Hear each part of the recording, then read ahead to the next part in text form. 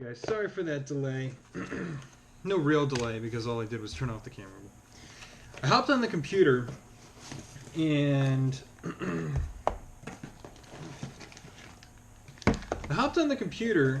I went over to DLT trading and hopped on those good boys over there. Talked to Paul and he's helped me return that axe that I just showed. If you're coming from that video, I was just feeling it was just not the right size. Just a little bit short for me for what I wanted. If it's going to replace my Bark River Grizzly, massive knife, if it's going to be my one huge wood processing tool, then I want it to feel that way. And the 20-incher just kind of was letting me down a little bit here, but what's this that we have here? Is this going to let us down? Let's find out.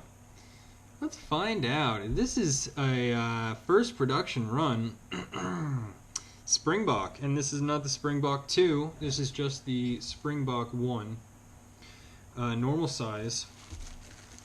Looks to be in great shape and came with a right-handed black Fox River sheath, which is new in bag and box, and also seems to have come with a Kydex sheath. Springbok black, that's awesome. So really cool. Not going to mess with those right now because I'm really just interested in the knife. How does this stack up to a... Well, would you look at that?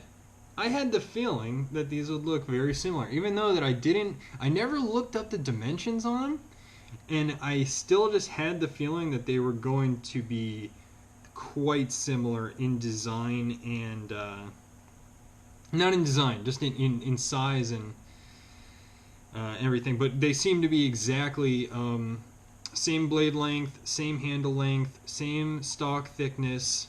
This is the Gunny Scandi versus a Springbok. And which feels better in my hand in multiple positions? Well, the Springbok's it's an interesting beast here. It's definitely got a much more round, oblong, sloping Coke bottle, whereas this comes up to a point a lot faster.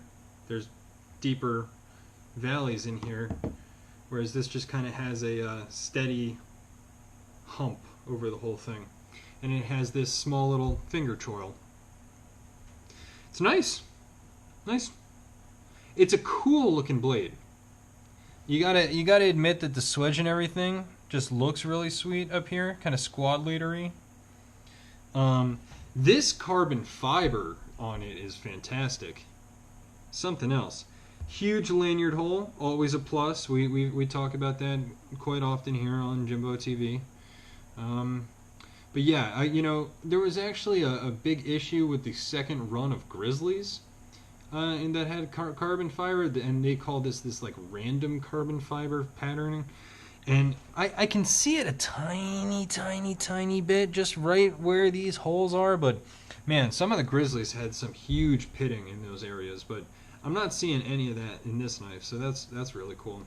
And man, is it just a sleek looking knife with those big pins, and it's just Jim has an eye for design. If you don't know Jim Stewart, he is the son of Mike Stewart, works for Bark River Knives, and he designed this knife in particular. And it's I've always had an eye for it. I've always wanted to get it in my hand.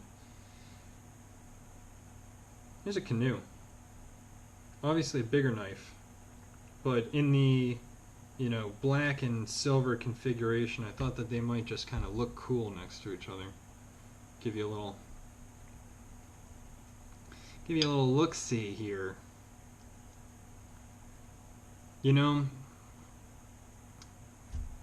gotta admit, out of all the Bark River knives that I've ever picked up, especially out of all my keepers, it's Fox River.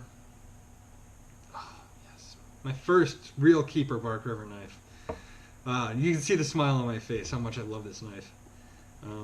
I loved this in the Cocobolo so much that I got the matching Fire Steel, and these two, it'll be a hard thing. I'll have to be going through some hard times before I sell that off. Yeah, you know, the full size Bravo. You know, it was interesting. I didn't realize how big the Springbok 2s were. Those are the newer Springboks that just came out, and they're kind of the size of a full size Bravo. And this is a Bravo 1.25, so even bigger. But here's just what a Springbok looks like next to a big old Bravo. Sort of knife. And I actually have on order an Adventurer 3, which will be showing up later this week. Which I was hoping kind of to show this next to, because they'll be pretty similar also, but this is not too bad of a comparison. Got some fuller action going on. Got some finger choil action going on. But yeah, man, I don't know what it is. You know, I think I really just am not a huge fan of this. It's the small choil's kind of nice, but again, it's really not big enough to be grabbing my finger here. And this is just kind of feeling fat in my hand. Maybe my hands are too small for it. That could be it. Jim might just have these big, you know, meaty butcher hands where, you know, whatever. But I mean, it does feel nice. It fills out the hand nice. It feels great when I freaking grab the hell out of it.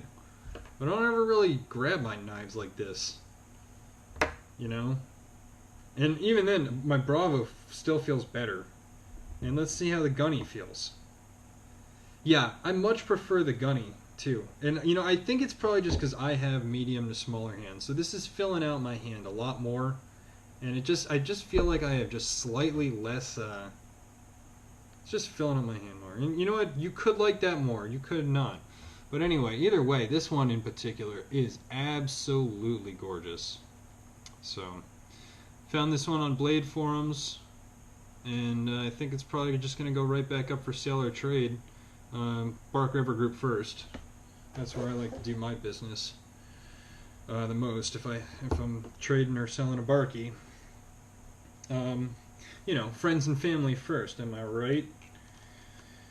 Let's take a look at it next to the JX6, which I have here, and I actually think I'm going to be throwing this up for sale too. Even though I was ranting and raving about how much I love the feeling of this and all that. It's just, you know, I just need funds for other stuff. So I think these two will be up for sale or trade if you're interested. You get the Jimbo TV exclusive chance here to message me either on Facebook or here on YouTube, and I'll get back to you. Let me check how much time I'm going. Okay, so, yep. That feels good. I don't feel like I have really all that much to say else about the Springbok here. Got a few other knives I gotta show today. Show one more next to it.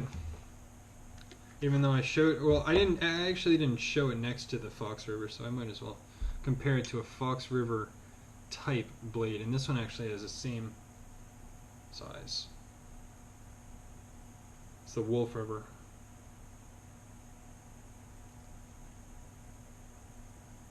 Wolf River is a Skinner, has a little bit thinner blade stock. This is really just a everything knife, you know, EDC, belt knife. Really cool, man. Jim, you did a good job on this one. It's just not for me. But not all of them are for me. They're not all. This is meant for you. So, thanks, guys. Thanks for hanging out. I hope you enjoyed the video. If you're interested in this one, if you, I'll be selling it or trading it for a good price. So, hit me up. As always, please like this video if you enjoyed it. Please subscribe if you want to be updated every time a new Jimbo TV gets dropped. And please check out those Amazon links below. As always, I really could use and appreciate your help with getting tools for my knife workshop I'm trying to start up. So thanks, guys. See you next time.